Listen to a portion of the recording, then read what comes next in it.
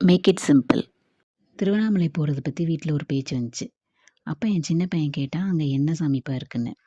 சிவன் சாமிடான்னு சொன்னதும், ஏன் இங்கே பக்கத்து கோயிலில் உள்ள சிவன் சாமியை கும்பிடலாமே, எதுக்கு அவ்வளோ தூரம் போய் கும்பிடணும்னு கேட்டான்.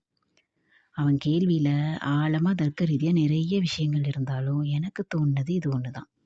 சின்ன குழந்தையா இருக்கிற வர எல்லா விஷயத்தையும் ரொம்ப சிம்பிளாக லாஜிக் இல்லாமல் எடுத்துக்கிற நாம வளர வளர எல்லாத்துக்கும் ஒரு லாஜிக் சொல்லி எல்லாத்தையும் காம்ப்ளெக்ஸ் பண்ணிக்கிறோமோன்னு தோணுது. இப்படித்தான் இருக்கணும்னு பெரியவங்களுக்கு ஒரு ஃப்ரேம் ஒர்க் இருக்கும். அந்த மாதிரி ஃப்ரேம் ஒர்க் எதுவுமே குழந்தைங்களுக்கு கிடையாது. அதனால தான் அவங்க ஒரு புது கோணத்தில் யோசிப்பாங்க. குழந்தைங்க கேட்குற ஒவ்வொரு சிம்பிள் கொஸ்டின்குள்ளேயும் எந்த காம்ப்ளெக்சிட்டியும் இல்லாத ஒரு கண்ணோட்டம் இருக்கும். சரி, இந்த கோலமும் அப்படித்தான். ரொம்ப காம்ப்ளெக்ஸ் எதுவும் பண்ணிக்காம சிம்பிளாக ஆனால் பார்க்க எலகண்ட்டாக தெரியும். பார்ப்போமா? 4 to 16 டாட்ஸு, 16 புள்ளி 4 லைன் வைக்கணும். நடுவில் அப்படி பாக்ஸாக போட்டே வாங்க. 7 பாக்ஸஸ் வரும் நடுவில். நெக்ஸ்ட் லைனில் 5 பாக்ஸஸ், நெக்ஸ்ட்டு 3, அப்புறம் 1 பாக்ஸ். எல்லா பாக்ஸோட கார்னர்லேயும் இந்த மாதிரி கிராஸ் போட்டுகிட்டே வரணும்.